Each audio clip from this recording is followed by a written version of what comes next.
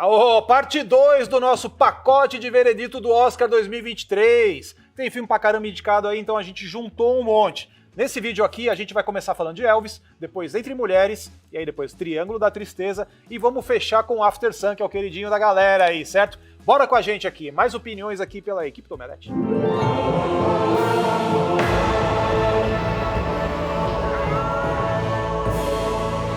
Só lembrando que o After Sun não tá indicado ao melhor filme.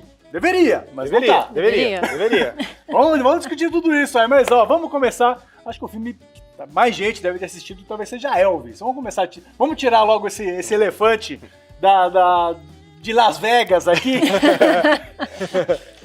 Tem alguns filmes grandes aí esse ano que estão indicados ao melhor filme. Tem o Top Gun, maior bilheteria do ano passado. Tem o Avatar também, filme gigantesco, maior que gigantesco.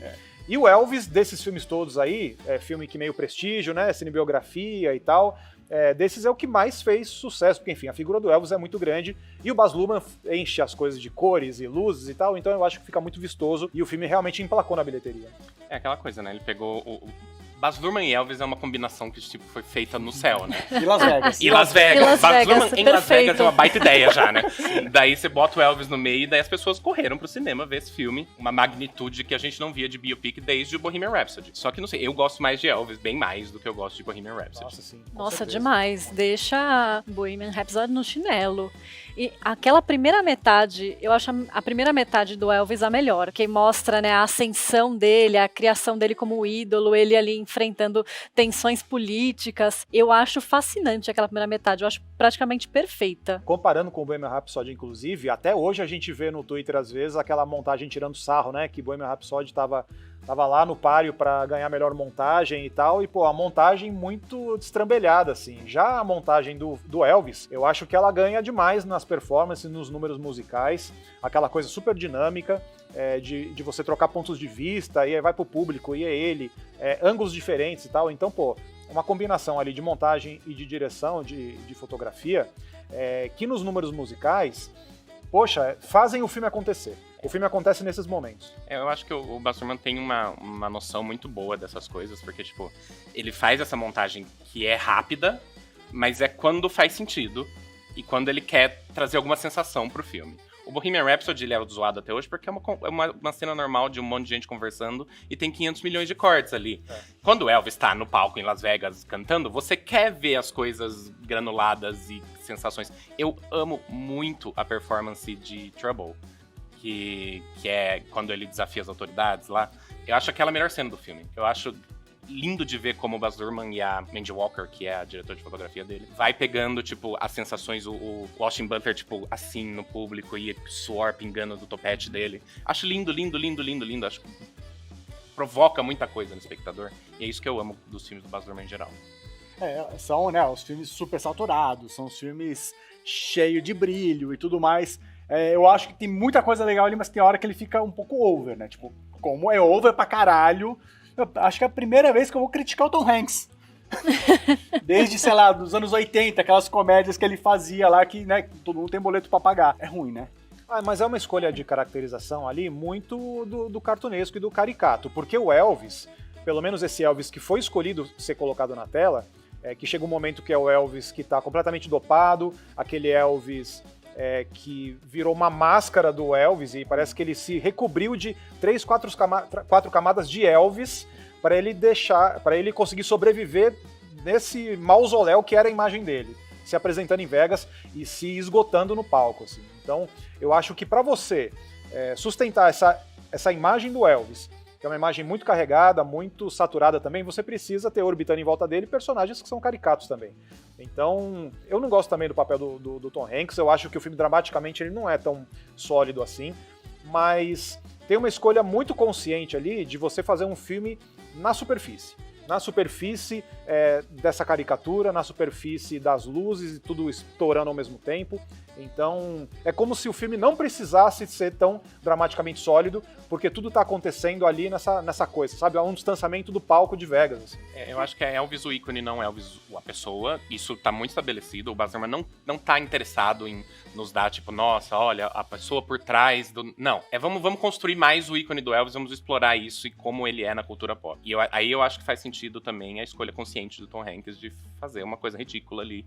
E eu adoro o Richard Hawksberg como o pai do Elvis, porque eu adoro o Richard Hawksberg em geral. E, assim, o Austin Butler em si, né, ele faz uma imitação muito impressionante do Elvis, né? É muito impressionante. Ele ainda não se livrou, inclusive, do sotaque, né, como a gente viu no Globo de Ouro. Mas acho que é isso, né, o filme do Baz Luhrmann é um espetáculo. O Baz Luhrmann, ele é muito eficiente em fazer espetáculos, né, em geral, como a gente já viu no cinema tantas vezes, né, Moulin Rouge. E o filme é isso, é um espetáculo. E acho que, realmente, o Tom Hanks caricato vira muito um vilão, assim, que poderia estar num teatro, num musical. Mas eu acho que como espetáculo o filme é muito, muito eficiente. Olha, a gente tem uma versão mais longa ainda, né? Então, mas essa versão mais longa, ela tem os números musicais mais extensos. E ela, tipo, os caras sabem qual que é o forte do filme. Tanto que a versão longa são os números musicais maiores. Então, você entende realmente que a história está sendo contada através da música, a história está sendo contada através do ícone, como você falou, dessas imagens. Então, é menos sobre o texto, menos sobre um mergulho no personagem do que, cara, uma narrativa impressionista do negócio, assim, sabe? Agora, em relação ao Austin Butler não conseguir se livrar da voz e tal, cara, a gente tem praticamente já 2 gerações aí de atores que pegaram e interiorizaram um jeito De Niro de ser, assim, sabe? Tipo, Joaquin Phoenix já fez isso, Champagne já fez isso, Ryan Gosling já fez isso, tem cara publicamente aí que conversa da entrevista como se fosse o Robert De Niro. Então eu acho que o Austin Butler, ele está autorizado a manter a voz, porque ele já fez o Elvis no cinema, pelo menos em relação a isso ele tem um crédito na carreira dele ali, então se ele quiser falar que nem o Elvis pra sempre aí, tá liberado. Quem fez o De Niro no cinema? Quem fez o De Niro no cinema? O De Niro. Só o De Niro, exato. Aliás, se o Austin Butler chegasse no Duna desafiando o Timothée Chalamet como Elvis, o Duna 2 já estaria muito melhor pra mim. Uma batalha de dança. Uma batalha de dança, olha só. Ao som de Blue Suede Shoes. Um dance-off. Quero ver o Timothée Chalamet dançar. Fazer aquela requebra, assim, o requebra do quadril, assim, ó. Porra, tá desafiado. Austin Butler consegue fazer, mas Timothée Chalamet não consegue tancar isso aí, não. Well, you may go to college, you may go to school. Bom, vamos guardar aqui, a gente vai dar todos os ovos no final, certo? Então a gente fez a primeira parte. É isso aí. Então vamos lá. Próximo da lista aí, que é o Entre Mulheres? Entre Mulheres. Filme da Sarah Polley, olha só. A gente tem aí esse ano uma carência de mulheres diretoras no Oscar. A Charlotte Wells, que estreou fazendo After Sun, não foi indicada também, ela acabou ficando de fora. A Sarah Polley, ela compareceu aí na premiação justamente como Entre Mulheres, que é um filme que se falou muito pouco, né? Ele, no Brasil, as pessoas ainda não chegaram a assistir e tal, a gente viu porque teve uma sessão especial de imprensa pra gente. A gente pediu especial pra nós 3, né? Pra nós 3, exato. E eu fui numa sessão especial um pouquinho antes, que eu ia fazer entrevista com a Sarah, não deu certo dessa vez, mas né, tudo bem, vamos ficar esperando. Não, eu torço demais por ela, já torcia por ela na hora que saiu a indicação, sem ter visto o filme antes, porque ela é incrível, ela consegue fazer um trabalho em Hollywood muito fora de Hollywood, trabalhando com pessoas específicas, fazendo textos específicos, e eu gosto do filme, antes de mais nada, porque ele é um faroeste sem ser um faroeste. Ele é um faroeste de câmara, assim, sabe? Tipo, ele é literalmente women talking. É tipo, bota mulheres numa sala e você faz um filme a partir disso. Você é basicamente um celeiro, é como se fosse um filme de uma locação só, mas ele consegue, dentro de uma locação só, colocar toda a mitologia do western. E isso é muito legal de ver, e essa tentativa dela fazer isso acontecer. É baseado, né, num livro da Miriam Toews, e conta a história de uma comunidade, né, isolada, uma comunidade religiosa, em que as mulheres começam a ser atacadas, e aí, né, os homens vão para a cidade para pagar a fiança do cara que foi preso pelos ataques, e as mulheres têm que decidir, nesse tempo sem homens, o que elas vão fazer, né? Se elas vão ficar lá, se elas vão embora, se elas vão lutar. E é uma premissa muito interessante, porque parece que essa comunidade, né, está isolada no mundo, inclusive ela de fato parou no tempo, né? Porque as mulheres lá não aprendem a ler, não aprendem a escrever, tanto que a gente tem o personagem do Ben Whishaw, que ele chega para fazer a minuta ali das reuniões dela. Mas, apesar dessas mulheres, né, não serem educadas no sentido tradicional, elas têm muito a dizer, elas têm consciência da sua condição, isso mesmo. É muito rico os debates que elas propõem, que elas vão discutindo. Eu acho o roteiro da Sarah Polley incrível nisso.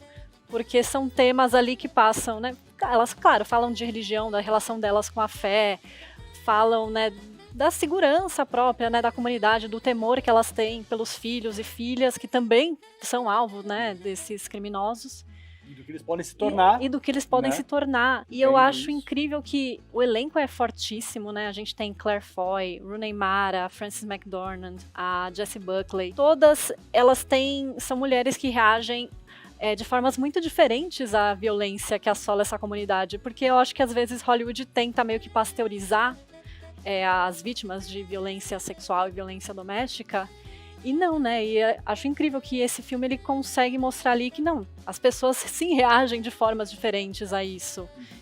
Eu acho que tem que. Daí o filme mostra. Eu gosto muito do começo do filme que ele fala que isso é um ato de imaginação feminina. Porque eu acho que é isso que o filme é. É tipo, são mulheres se reunindo pra tentar imaginar um futuro possível e como elas vão chegar lá. E eu gosto dessa diversidade que você falou, da forma como elas reagem, porque justamente por isso que Hollywood costuma fazer uma uniformização, e também porque eu acho que vai mostrando as forças de cada atriz. Porque eu acho que a Jessie Buckley, por exemplo, ela é uma atriz muito à flor da pele em tudo que ela faz. Então deram esse personagem pra ela que é meio que a antagonista ali. Porque ela que tá trazendo, não, mas isso, mas como que a gente vai fazer isso do nada, assim, quebrar com tudo que a gente conhece? Daí o filme vai explorando por que ela pensa assim e quais são os medos dela. Eu acho que a personagem mais redondinha do filme é a dela. Sim. Eu adoro a Sheila McCarthy, que faz a mulher mais velha, que é a dona dos cavalos. Perfeita. Ela é maravilhosa, tudo. ela é maravilhosa. Inclusive, gente, é uma vergonha que esse filme não tenha várias indicações, né, aí em melhor atriz coadjuvante. Atuação e como filme, né? Tipo, Também. é um filme muito forte. Quem, acho que, né, como de novo, né? A pessoa não assistiu ainda, mas acho que dá pra fazer um paralelo aqui com o Handmaid's Tale, talvez, né? Se bem que, assim, é uma coisa mais real, não é né, o futuro de Handmaid's Tale, mas tanto é que, assim, cara, é o quê? 1950 ali, já tem, né? Na hora que aparece aquela picape, 60, 70. Não, mas mesmo ela que 2010. Seja, mesmo que É seja 2010? hoje, Porque passa o carro falando que é o censo de 2010. É verdade. Nossa. Então, mas parece mesmo que é uma Então, coisa dos é anos a ideia da 60. comunidade isolada é Sim, justamente sim, essa, né? Eu acho que ele dialoga muito com essa coisa da formação americana e da mitologia do western, porque é isso, né? Não só pelo fato de ser ali uma comunidade no meio oeste, mas porque os temas, eles são muito temas fundadores, assim, né? Tipo, da ideia americana. Principalmente você lutar, você levar a civilização e lutar contra a barbárie barra selvageria, né? Que é aquela coisa da conquista do oeste. Todo o instinto e toda a força de você conquistar o oeste é você levar a civilização e você impor a civilização.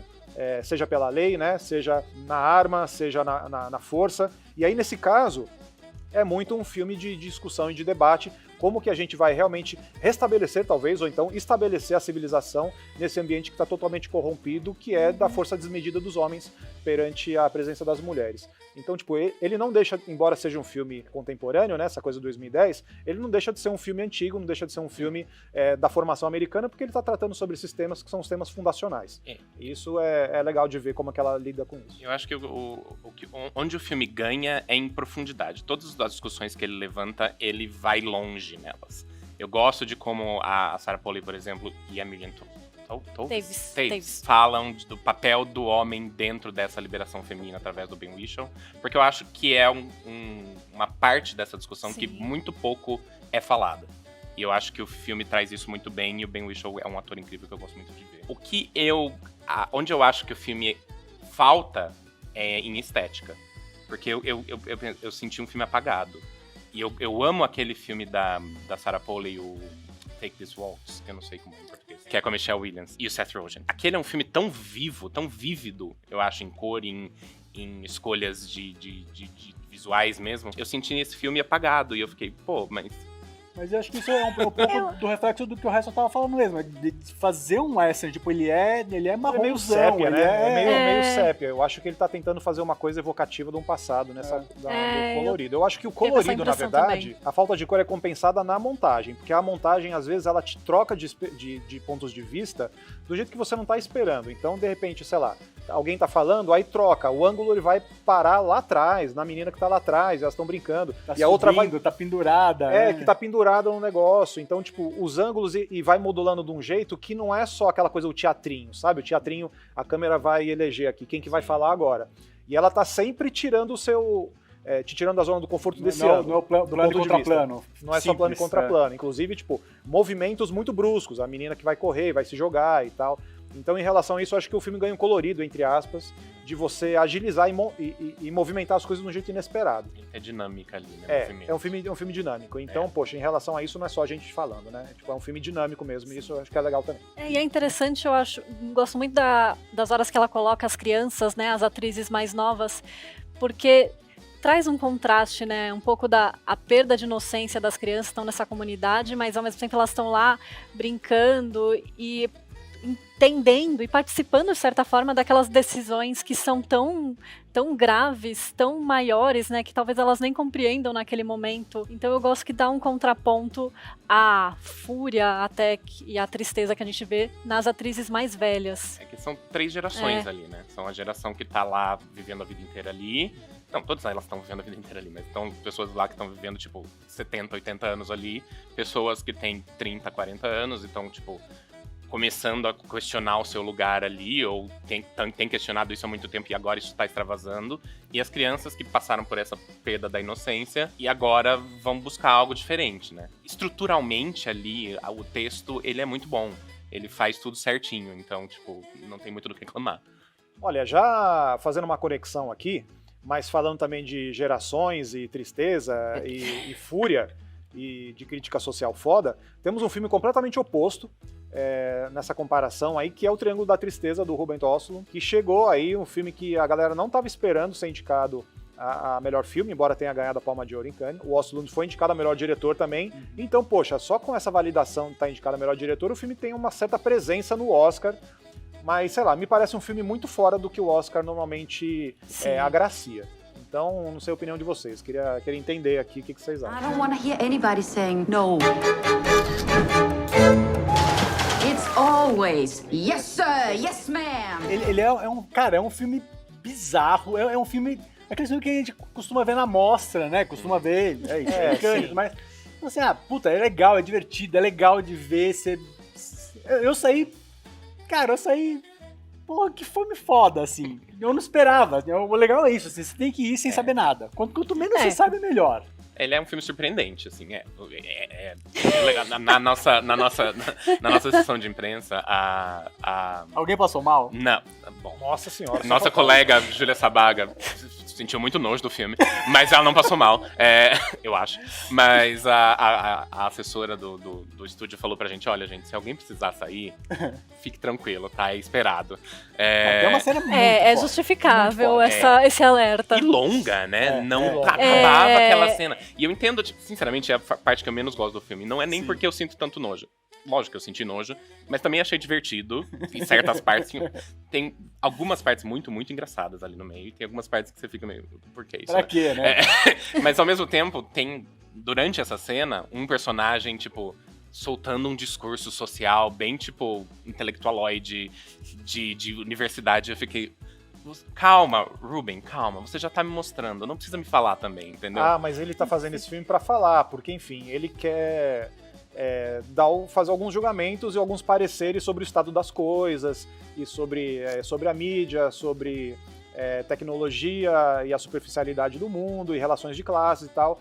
E ele basicamente organiza o filme e ele elenca alguns personagens ali, umas dinâmicas e tal, porque para colocar na boca desses personagens tudo o que ele tá querendo dizer. Nesse momento em que tem um personagem que discursa, ele tá fazendo isso literalmente, né? Então, enquanto o mundo tá acabando ali, tá tudo acontecendo, tem um personagem discursando sobre o estado das coisas. Então eu acho caga-regra. Famoso caga-regra. Literalmente. Literalmente, no caso. Mas eu acho que o filme é muito sobre isso, sabe? Você quer dar algumas opiniões muito contundentes sobre o que tá de errado no mundo, e aí você faz um filme todo organizado nisso. Então, poxa, pra mim isso é basicamente uma egotrip, assim, sabe? Então, em relação a isso, eu acho que o filme ele não tem tanto a oferecer, além, lógico, da escatologia e do que ele tá querendo te impressionar. Eu acho que, como o filme tem a estrutura de 3 atos, né? Eu acho Bem que claros, né? Bem claros. O segundo diferentes, ato, inclusive. O segundo ato, que é o do barco, navio, iate, eu acho que é o mais fraco, porque aí são esses discursos prontos que o diretor quer jogar lá para falar sobre o estado das coisas, sobre a hipocrisia de classe, nananã. Só que eu senti que não leva a lugar nenhum. Eu achei muito mais interessante, por exemplo, o começo do filme, que tem ali o casal discutindo e tem ali umas questões de gênero, a moça que ganha mais. Eu achei que se fosse seguindo aquele caminho, eu acho que seria muito mais rico, porque seria mais sutil também. É um desconforto diferente que ele causa, né? Acho que ele causa um desconforto mais... Eu acho que até mais enervante, porque você vai vendo aquele casal discutindo e você fica tipo... Mas... Pelo amor de Deus, né? Fala, sabe? Você fica meio assim. E eu acho... O terceiro ato é o meu preferido, eu acho genial. Ai, eu acho maravilhoso. E eu acho o final incrível, eu amo o final. Mesmo porque no terceiro ato tem a Dolly de Leon, que pra mim era a indicação que esse filme tinha que ter recebido, porque ela tá excepcional. Eu acho ela melhor que, sei lá, 2 ou 3 das indicadas a melhores atrizes coadjuvantes esse ano. Então, pra mim, a Dolly de Leon faz o filme no final. Com certeza, ela carrega o terceiro ato nas costas. E assim, eu acho que até talvez ele poderia ter usado a Dolly um pouquinho antes no segundo ato, porque ele guarda ela como uma surpresa, né? Só mostra ali pro final, de relance. aí você fica, caramba, aí tipo, e ela muda tudo. O fato das coisas serem meio jogadas e você mudar tudo, né? Mudar dinâmicas e tal, apresentar personagem novo, inclusive na terceira parte, pra mim fala muito também sobre isso. O cara juntou ele tinha algumas considerações a fazer sobre, enfim, relações de classe e como o capitalismo opera hoje em dia. Opera desde sempre, sei lá.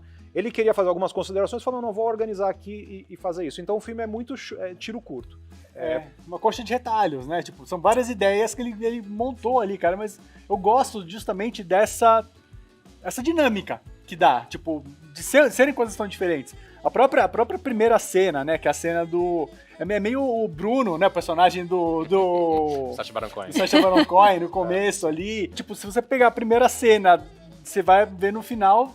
Ela não conversa. Não conversa muito. Né? E eu acho que isso é legal, cara. O tanto que ele vai indo pra. Ele vai tirando pra todos os lados. Mas não cara. conversa, e eu acho que ele tá tentando fazer com isso, falando, nossa, tipo, vou olhar o mundo todo como ele é. O mundo das celebridades, o mundo das aparências, o mundo dos ricaços. E ele tá querendo real, assim, fazer um grande compilado, uma opinião sobre o mundo. Então, tipo, eu acho que é um filme muito pretensioso nesse sentido. Ele é. Sim. Eu gosto mais do Menu, por exemplo, que é um filme muito parecido. Só que o Menu, ele se assume ridículo o tempo todo. No caso do Triângulo da Tristeza, é um filme vulgar, mas que tá se levando muito a sério.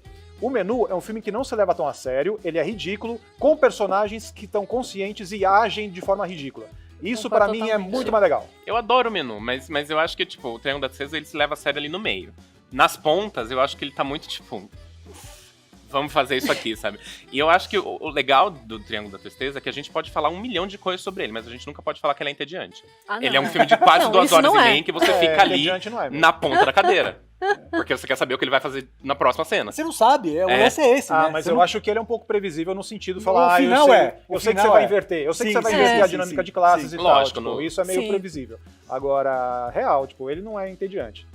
Talvez seja entediante porque você se adianta a mensagem que o cara tá querendo te passar. Nesse sentido, talvez seja um pouco previsível mesmo. E aí eu acho que o Menu, ele funciona melhor porque, velho, tipo, é isso, a mensagem é essa, fodam-se os ricos, entendeu? E, tipo, e é isso, você não precisa fazer um filme super elaborado sobre isso, mesmo porque é o filme que mais tá sendo feito, entendeu? E é aquela coisa, tipo, a gente já sabe, você não precisa me falar de novo. É por isso que me irritou tanto aquele discurso. Eu falei, você não precisa me falar de novo. Me mostra que me diverte. Eu dou risada. Mas se você vai ficar me falando, enche o saco, né? Enche o saco. E eu acho que num espaço de tempo que a gente vem de Parasita, né, que foi um vencedor do Oscar, com realmente, né, uma crítica social ali bem estruturada por trás. A gente vem de 2 temporadas de The White Lotus, né, que são super elogiadas e que também com iates, né? fazem uma... Com iates. E que faz uma sátira também muito bem feita, né, dos ricos e dos famosos, cada aí por um aspecto em cada temporada. Eu acho que o público também tá exigindo uma sátira mais sofisticada. O público ficou mal acostumado, por assim dizer. Eu acho que esse filme tá no Oscar porque o Parasita já meio que vale 2, já eu viu também esse acho. E eu acho também que tem a questão do ramo dos diretores do Oscar tá bem mais diverso agora, então tá entrando diretores que não são só do cinema americano. Então entrou o Bong Joon-ho, entrou o rapaz do Guerra Fria lá, que eu esqueci o nome dele, e agora entrou o Ruben Östlund. Então parece que todo ano tem um diretor europeu ou asiático, meio. Você fica meio. Quem cota. é esse, né? É meio que cota. Eu acho que, tipo. Mas ao mesmo tempo o Ruben Östlund, ele não é muito novidade nesse sentido, porque os festivais europeus sempre tem um misantropo, né? Sempre tem. Ali, lá atrás tinha o Michael Haneke, que inclusive bateu ponto no Oscar aí algumas vezes. Aí tem o Mas Inhárritu fazendo filme também. mais de Hollywood, né? Mas também é essa coisa, né? Tipo, a maldade do mundo e como as coisas são tortas e tal. Então, tipo, tem toda uma linhagem aí que vem do Michael Haneke que tá sendo herdada por essa galera e tal. E o Östlund eu acho que é só o nome mais recente, assim. Eu não acho que ele seja um desbravador nesse sentido. Tipo, é só um cara que tá seguindo uma tendência. This is really bad. This is really, really bad. Vamos lá, então. Encerrando aqui, After Sun, um filme que tá disponível no streaming, tá também nos cinemas, né, em O São filme Paulo. mais visto da MUBI, inclusive. Da MUBI. aí. Mas quem quer assistir no cinema tá também disponível, né, no circuito de arte, principalmente em São Paulo e Rio, né, que é onde você vai achar esse filme, mas tá lá na MUBI. E foi, como você falou, né, o filme mais assistido na MUBI. Por quê? Por que a galera tá gostando tanto de After Sun? Eu acho que, pra começar, é o fator Paul Mescal, que o cara é um astro de uma geração muito específica, que é o pessoal que assistiu Normal People, e é um pessoal mais jovem que tá tá desbravando um cinema independente agora. Eu acho que esse é o fator principal. Mas também tem a coisa do boca a boca, porque eu acho que esse filme foi falado de uma forma que é tipo, veja esse filme que vai acabar com você e vai mudar a sua vida, entendeu?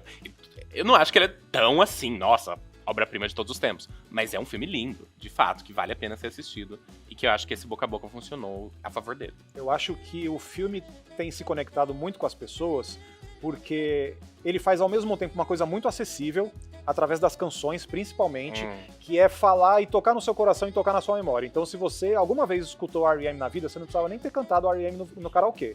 Mas se você ouviu ou cresceu, que nem a gente cresceu com R.E.M., cara, você imediatamente tem um caminho de entrada nesse filme. Mas ao mesmo tempo eu não acho que ele vulgariza isso, tipo, porque é um filme inacessível, entre aspas, e tipo, é muito lacunar, as coisas não são ditas, então muita coisa que você entende do passado do personagem fica muito solto no filme. Então eu acho que ele se equilibra muito bem nisso, sabe? Tipo, ele tá tentando fazer algo muito acessível e fácil pra você entrar. Por exemplo, a historinha da menina com o amigo da moto. Tipo, coisas muito acessíveis pra você empatizar com esses personagens. Mas ao mesmo tempo tem muita coisa não dita ali que você tem que se esforçar pra você entender o que tá acontecendo. E aí nesse sentido é o filme que não acontece nada, que as pessoas dizem, quando na verdade acontece tudo. Eu demorei pra caralho, tipo, só depois que eu fui conversar com pessoas que eu falei, caralho, então é ela que tá lá, tipo, ela, vou falar aqui, spoiler, desculpa, mas é isso, a personagem que a gente vai acompanhando vai aparecer depois adulta. Sim. Eu não vi ela na balada, velho. Eu não vi. Desculpa, só depois que eu fui conversar com as pessoas que me falaram. Daí o filme fez mais sentido. eu Também não fiz aquela essa- montagem que é a luz É um piscando em estrobo, cima exato. dela, né? Você fica meio que. Mas ela é ela aparece, mesmo. ela aparece uma cena só, tipo. Mas eu também não fiz essa ligação, porque é um flashback, mas é um flashback meio onírico. Então, tipo, eu falei, puxa, será que é a filha ou será que é a mulher? Porque me parecia que era ele conhecendo a mulher e uma Sim. coisa do passado dele. E isso demorou um pouquinho até eu entender. Mas não sei, talvez ela queria ter feito essa conexão mesmo, porque, tipo, eu acho que recentemente eu vi, passando na minha timeline do Twitter, alguns trechos do roteiro de After Sun. As pessoas fazem aquela cena com o roteiro embaixo, né, aquela montagem. E eu acho que ele é um roteiro bem atípico, porque ele é um roteiro que fala muito de sensações e sons e memórias, porque é uma coisa meio autobiográfica pra Charlotte Wells, a gente sabe disso, que ela tá meio que recontando aí as últimas férias que ela teve com o pai. Então eu acho que o filme traz isso da página pra tela. Ela faz essa montagem que é bem... Ela usa várias técnicas diferentes, né? A câmera amadora, e é isso e é aquilo, e ela vai de um tempo pro outro sem dar muita pista pra gente. E vai e volta várias vezes. Então. E daí ela vai fazendo essas conexões meio de poesia visual, assim. E eu acho que é um filme que exige que você esteja dentro dele. Mas ele faz tudo pra você entrar nele também. Então, tipo, ele é um filme bem feito nesse sentido. Eu acho que o filme segue a estrutura da memória, né? Porque eu entendi que é a filha tentando lembrar desses momentos que ela teve com o pai, né? Dessas férias que foram as últimas férias que ela passou com ele. Então, e a memória é uma coisa muito traiçoeira, né? Porque você esquece, você lembra de coisas que não necessariamente aconteceram naquela ordem. Então, eu gosto dessa estrutura do filme, como ele faz essa montagem, né, que o Caio falou, porque vai te puxando pra dentro daquelas lembranças daquelas pessoas. E eu acho que um acerto do filme é que o personagem do Paul Mescal, o Callum, ele é muito fácil de você se identificar com ele. Porque você vê que ele é um cara, ele é um bom pai. Ele tá lá querendo... Ele tá se esforçando. Ele tá se esforçando, ele tá ali querendo construir a relação com a filha dele. Mas ao mesmo tempo você vê que ele tem ali umas questões internas, né? Eu não sei se é spoiler. Escondendo um monte de coisa, né? Eu não sei se é spoiler mesmo. Falar que... Não, aquele momento... ele fumar escondido, né? Aquele momento que ele fala, nossa, eu vou fazer... você vai fazer 40 anos, eu não achei que eu fosse chegar nem aos 30... O filme vai dando essas pequenas pistas de que ali internamente tá se passando algo que ele não deixa transparecer tanto pra filha, ou que ele tenta não transparecer tanto. Isso é também uma forma do filme trazer a gente pra dentro dele, porque quem que não viveu isso, sabe? Quem que não tipo, quando criança não entendeu que os seus pais tinham algo a mais Sim. ali, que você não tinha acesso agora? Porque é óbvio que não, eles estão te protegendo. Daquilo por enquanto. Então, tipo, eu acho que o filme traz muito essa sensação que é familiar pra todo mundo. E uma coisa que eu acho que eu não vi sendo falada muito é, tipo, como o filme elabora essa conexão entre pai e filha, sendo que a gente vê ela adulta e a gente percebe que ela tem uma esposa e a gente vê gente, spoiler de novo, tá? A gente vê ela criança com o pai e o pai é um homem LGBT. A gente não sabe, né? O filme não deixa isso muito claro, mas tá ali os indícios ali que você vai vendo. E daí essa conexão da coisa, tipo, poxa, a gente podia ter dividido isso e a gente nunca dividiu. E daí o filme faz essa conexão pra você e é isso que pega você, entendeu? Emocionalmente. Fazendo um outro paralelo aqui, eu achei esse filme muito parecido em tom com A Filha Perdida. Uhum. Né? Ali, mulheres, aqui homens... homem, né, no caso, no singular, em tons, em temas, a música também. Verdade. Eu vejo, tipo, eu paro nos filmes, você sabe que tem que parar e ficar pensando, não, esse aqui é de qual filme, sabe? Assim, chega até a confundir às vezes. E a coisa das férias também, né? o As férias na cenário. praia, é uma coisa bem parecida mesmo, A é Filha verdade. Perdida, o filme não é tanto, mas o livro é mais. É o fato de ser uma narrativa muito no fluxo da narradora, da personagem. sim. Então, É verdade. tipo, você tá vendo essa história, mas parece que essa história tá acontecendo dentro da cabeça da pessoa, do personagem. E acontece também no After Sun, porque é isso, é um filme sobre a memória e uma mulher tentando relembrar do pai que ela conheceu quando ela era muito nova. Então, tipo, é isso. É a câmera que é digital, é meio granulada. É o fato do filme usar muito fusão, por exemplo, que é um efeito que eu adoro, meio brega, mas eu adoro, fusão é incrível. Tem uma cena de fusão que é ótima, quando é o aniversário dele e tá todo mundo lá embaixo, batendo palma pra ele e tal, e ele tá lá em cima. Essa coisa meio endeusada, assim, numa fusão que mistura ele, depois ele de costas no quarto, assim, esse plano é lindo. Esses dois planos, no caso, né, misturados. E é isso, a imagem ela fica meio turva e tal, porque a memória é turva, e assim como A Filha Perdida, parece que você tá dentro da cabeça da personagem, em que as coisas não são claras, né? Então a gente meio que tem que embarcar nisso. Se você entra no filme e entra nesse ponto de vista, poxa, é uma viagem muito legal, assim. Continuando o paralelo, tipo, a cena de Living on a Prayer, de Filha Perdida, é tipo a mesma catarse da cena de Under Pressure de After Sun. Sim. Eles usam meio que o mesmo, Parece que é o mesmo modelo. mesmo mecanismo. Você dá o play nos dois ao mesmo tempo. Capaz de chegar na mesma cena junto. É o mesmo mecanismo, exato. E, poxa, a gente acabou botando o filme aqui, porque a Charlotte Wells, infelizmente, não está indicada, poderia ter sido indicada. Certeza. É o filme de estreia dela, um grande feito. E o Paul Mescal, ele ganhou de presente esse papel, porque é incrível, assim. A presença dele é um personagem que é isso, né? Ele tem questões ali que talvez a gente se identifique, né? Poxa, foi pai muito novo, queria ficar na balada, não pode mais ficar na balada e tal. E tem essa coisa que a memória acaba endeusando a figura dele e tal. E, poxa, isso para qualquer ator eu acho que é um grande prêmio, né? Você tá tendo sua imagem tratada num filme como uma imagem engrandecedora. E daí, ao mesmo tempo, você, como ator, tendo que diminuir isso e mostrar para o espectador que não é bem isso. Exatamente. Nos Que você é detalhes, humano, porque o que filme você não é humano fala, e não deixa você utilizado. falar. E a menina é ótima também. Nossa, ela também é maravilhosa, espetacular. Olha que beleza, o filme já melhorou pra mim, depois dessa ótima discussão aqui. Inclusive, a gente não chegou a nenhum parecer aqui. Quem são essas pessoas?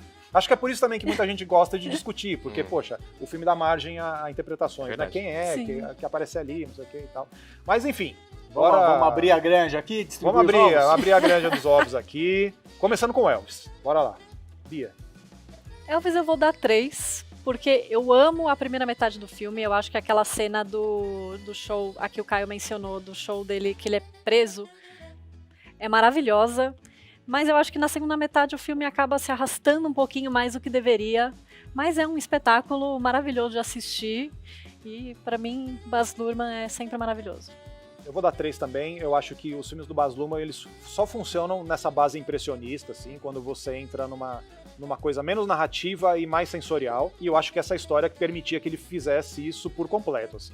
Então, se tivesse só recortes de números musicais, assim, pra mim funcionaria até melhor. E 3 ovos também. É o famoso Baz Luhrmann, diretor de videoclipe, né? Sim, A mim, deem videoclipes pro Baz Luhrmann dirigir, eu sou muito a favor. Mas, assim, eu quando eu vi o filme... Ou comerciais, né? Ou comerciais também. Chanel, né? Coisa assim. Ele deve ter Sim. feito um monte já. Quando eu assisti o filme no ano passado, eu dei 4 ovos pra ele.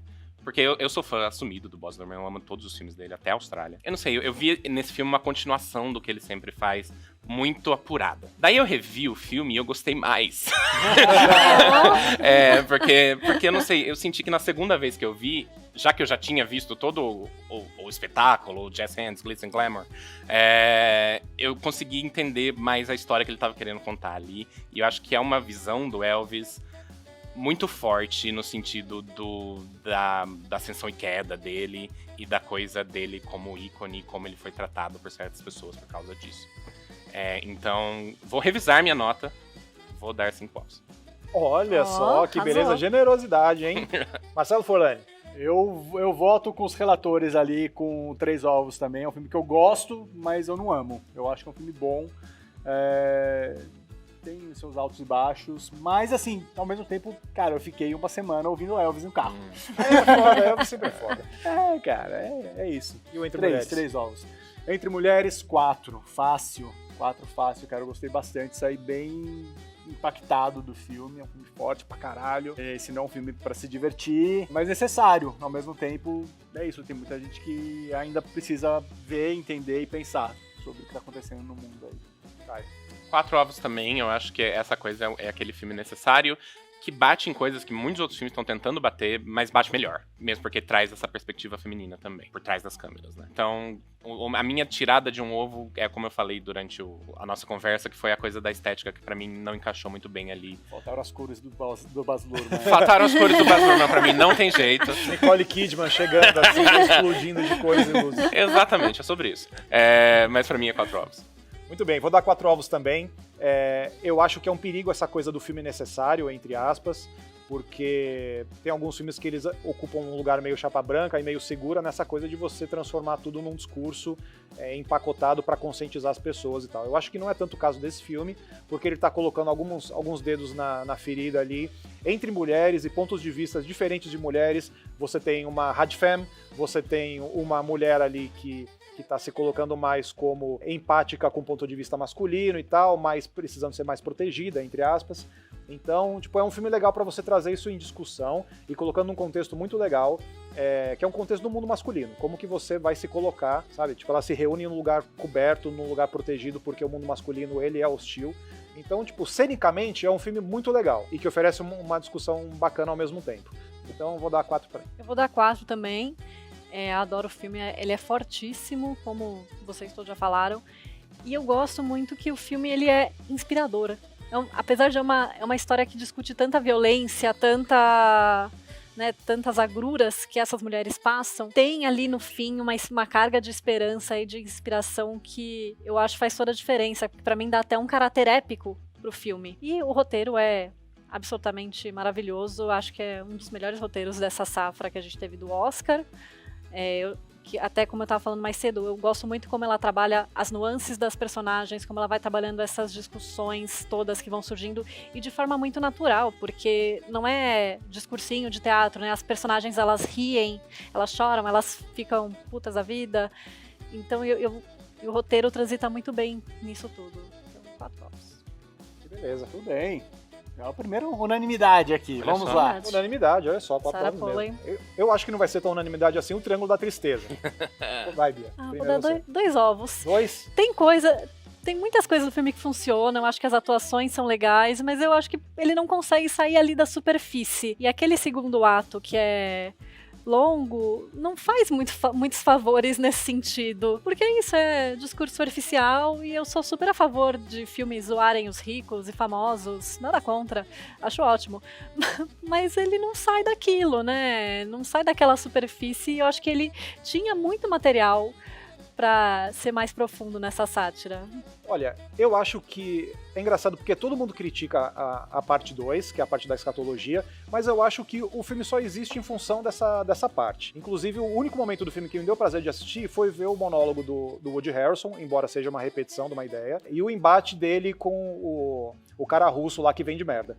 E pra mim o filme é sobre aquilo ali. E ele tenta ser mais, mas é tudo que ele tem a entregar. E pra mim o problema do filme é justamente que ele acha que ele tá fazendo mais do que ele tá fazendo de verdade. Então, poxa, poderia ter um pouquinho, calçar a sandália da humildade ali, e não acontece. Então, 2 ovos. Então, eu acho que o resto tem razão, o filme existe por causa daquele meio. Só que eu acho que, tipo, justamente o meio é a parte em que ele botou todas as pretensões dele ali. É por isso que os cantos são melhores. Porque os cantos, eles estão ali só pra completar a coisa. E tem uma liberdade ali que ele vai jogando com isso e jogando com aquilo. E são essas partes do filme que eu gosto. E como são 2 partes de 3 que eu gosto mais do que eu desgosto do filme. Então eu vou dar 3 ovos. Olha só, Justo, matemática, justo. que perfeito. Perfeito, é um Salomão mesmo. Pô, eu vou ser o destoante aqui, cara. Eu, como eu falei, eu me diverti assistindo. Eu não vi essa pretensão toda. Pra mim era realmente um pastígio, uma colagem do que ele tava fazendo.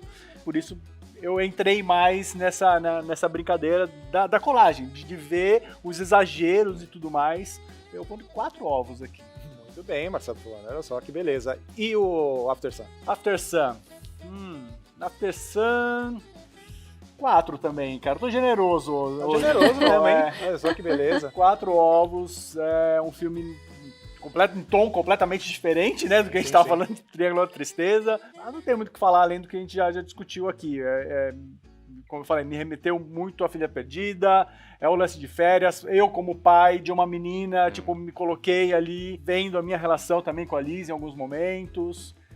Vendo o que faz, o que eu tô fazendo de errado, de certo, né? De pensar também em relação a isso. Acho que o filme que faz pensar é um filme bom. 4 ovos. Eu também vou dar 4 ovos. Eu gosto muito do filme, eu acho que ele é diferente de todos os outros 3 que a gente tá falando aqui. Porque até o Entre Mulheres, que é uma coisa mais de diálogo, ele tem esse sentimento épico que a Bia falou, porque ele é feito dentro de uma lógica de estúdio, óbvio. Ele também tem a coisa do, nossa, vamos discutir o destino dessa comunidade aqui. É uma coisa meio grave, assim. O After Sun é uma coisa, tipo, essa mulher com as memórias dela, do pai dela, e quanto a gente consegue se relacionar a isso. E eu acho que é um trabalho de autor muito apuradinho ali, muito, muito bem feito. É um filme de estreia, eu acho que o Oscar devia ter uma categoria melhor filme de estreia. Como alguns outros prêmios têm. E daí a Charlotte Wells seria a vencedora pra mim esse ano, 4 ovos. Muito bem, tem uma coisa interessante, puxando do que vocês falaram, que parece que o After Sun é como se fosse o filme da Sarah Polley se ela estivesse estreando, inclusive porque o Longe Dela, que é o filme de estreia da Sarah Polley, também falava sobre memória. Então, é isso, a Charlotte Wells está sendo a Sarah Polley, entrando agora nesse meio, fazendo um filme mais Sundance dessa seleção aí, né? Tipo, o filme pequeno que fala sobre amadurecimento, que é o tema clássico dos filmes de Sundance, mas eu acho que, poxa, ele tá oferecendo algo melhor do que o filme médio de Sundance, assim. Então, eu cavaria um lugarzinho para ele no Oscar, porque eu acho que é um filme muito bem montado, muito bem fotografado, de como você consegue traduzir a memória em imagem, numa questão da granulação, de fotografia, das fusões, das interpretações, de como você coloca o personagem nessa narrativa meio morosa, meio lenta, assim, de férias, de resort e tal. Eu gostei. Formalmente, é um filme muito sólido, assim. Então eu gosto também. 4 ovos. Ô, Bia, antes de você dar a sua nota, só fazer uma pergunta pro resto, que é uma provocação. Coda Tá. fez o que fez ano passado no Oscar, né? O filme ganhou o Oscar ano passado, eu nem lembrava Sim. da existência desse filme. E é um filme que saiu de Sundance. Verdade. Vocês Olha acham, só, vocês verdade. acham Coda melhor? Não, Porque- eu esqueci da existência de Coda. Coda Ai, é 2 ovos. sei ai, lá, eu adoro que- Coda. Eu gosto gosto mais de muito. Coda, acho. Mas eu não Sério? sei porquê. Ai, Eu amo acho também. que Eu não sei porque, eu não vou explicar isso agora, gente, perdão. Não viemos preparar pra essa discussão. Não, quem é Coda no rolê, ganhou o Oscar, ninguém lembra disso. Ai, gente. É isso que é louco, né? Pois é. Ganhou o Oscar, cara. Mas acho injusto, porque acho que o Coda também não foi muito grandemente distribuído, né? Ele chegou ali na Amazon, chegou nos cinemas brasileiros também, mas ainda foi tímido, né? Não foi um mega lançamento. Mas Se não fosse eu o Troy acho que ele- Kotsur, esse filme nem acho teria que ele registrado mereceu. com ninguém. Eu achei que, tipo, o Coda é uma história muito parecida, que usa o meme da Juliette. É uma história muito parecida com a de Guerra ao Terror, assim, sabe? Ninguém tinha visto o filme, do nada, Oscar winner. Eu fiquei, tipo, tá. tá bom, mas eu gosto muito dos dois filmes, então. Mas voltando aqui rapidinho aí, depois dessa digressão aqui ao After Sun, Beatriz. Volta.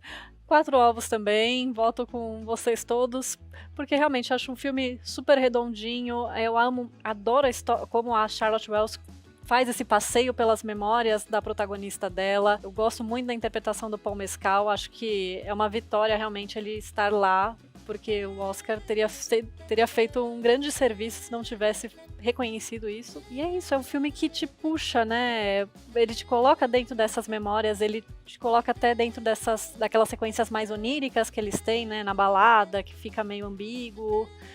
E ele provoca muitas sensações. Então eu acho que é um grande feito e realmente merecia ter mais lugares do que tem no Oscar. Olha aí, o After Sun não está indicado a melhor filme, mas só pela discussão aqui já poderia encaixar aí. No final das contas, são 10 indicados ao Oscar. A gente fez na parte 1 aqui o nosso vereditão, o pacote dos filmes. A gente tinha, lógico, já os vereditos de Avatar, a gente já tinha dado os nossos pareceres aqui de Top Gun também. Podia muito bem ter deixado Nada de Novo no Front de fora, né? Ah, podia, né? Enfim, mas todo Oscar tem aí os seus desvios, né? Mas é isso, ó, diga aí nos comentários se você já viu esses filmes todos, se você vai assistir o Entre Mulheres, que tá chegando agora, o Triângulo da Tristeza acabou de estrear também no cinema brasileiro. Conta aí pra gente e não esqueça também de curtir o vídeo e assinar o canal. E no dia 12 de março estaremos ao vivo no Oscar aí, hein? Comentando tudo, os premiados e os derrotados. Acompanhem com a gente.